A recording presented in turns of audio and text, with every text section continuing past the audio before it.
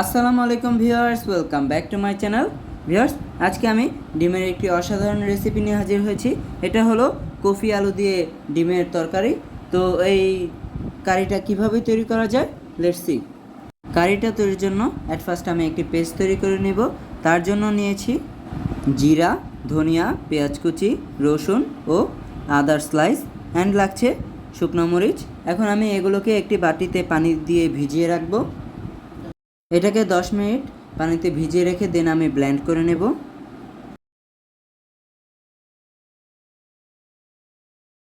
অন্যদিকে ভিউয়ার্স, আমি একটি মাঝারি সাইজের ফুলকপি কেটে লবণ পানি দিয়ে ভিজিয়ে রেখেছি। ভিউয়ার্স, চুলায় একটি প্যান বসিয়ে গরম করে নিয়েছি, দিয়ে দিচ্ছি তেল।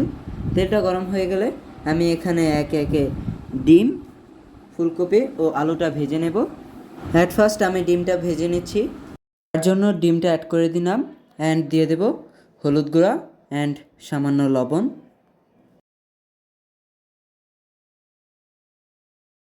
ডিমটা ভাজা হয়ে গেছে, এখন আমি ডিমটাকে উঠিয়ে নেব। এখন ভিউয়ার্স, আমি আলু ও ফুলকপিটা ভেজে নেব। অ্যাট ফার্স্ট আমি ফুলকপিটাই ভেজে নিচ্ছি। তার জন্য আমি অ্যাট ফার্স্ট ফুলকপিটাকে অ্যাড করে দেন দিয়ে দিচ্ছি এখানে সামান্য হলুদ গুঁড়া অ্যান্ড অ্যাড করে নিয়েছি স্বাদ অনুযায়ী লবণ। ফুলকপিগুলো ভাজা হয়ে গেছে, এখন আমি নামিয়ে নিচ্ছি। একইভাবে ভিউয়ার্স, আমি আলুটাকেও ভেজে নিয়েছি, এখন আলুটাকেও নামিয়ে নেব। ভিউয়ার্স, এখন আমি এই প্যানেই আরেকটু তেল অ্যাড করে বাকি রান্নাটা সেরে নেব।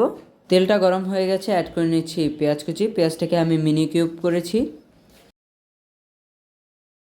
এখন অ্যাড করে নেব দারচিনি অ্যান্ড এলাচ। এখন ভিউয়ার্স, অ্যাড করে নেব কাঁচামরিচ কুচি, আর ঝালটা আপনারা আপনাদের ইচ্ছে মতো অ্যাডজাস্ট করে নেবেন। এখন ভিউয়ার্স, আমি সেই তৈরি করে রাখা পেস্টটা অ্যাড করে নেব।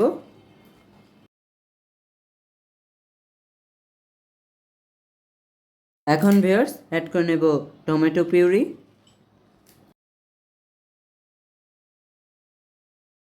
ভিউয়ার্স, মশলাটা কষানো হয়ে গেছে, এই পর্যায়ে অ্যাড করে নেব ভেজে রাখা আলু ও ফুলকপিটা। এখন আমি এই ভেজে রাখা ফুলকপি ও আলুটাকেও ভালো করে কষিয়ে নেব। তাছাড়া ভিউয়ার্স, আমি আলুটাকে 80% ভাজার মধ্যেই সিদ্ধ করে নিয়েছি, তো এটাকে বেশিক্ষণ কষানো বা বেশিক্ষণ রান্না করা লাগবে না।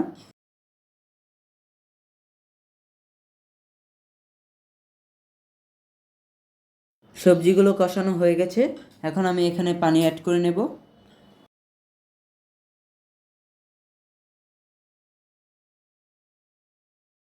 ভিউয়ার্স, বলক চলে এসেছে, এই পর্যায়ে আমি এখানে সেই ডিমগুলো অ্যাড করে নেব।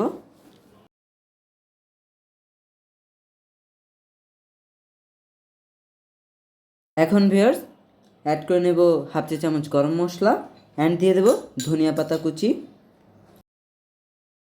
এটাকে ভিউয়ার্স আমি আর কিছুক্ষণ রান্না করে দেন নামিয়ে পরিবেশন করে নেব।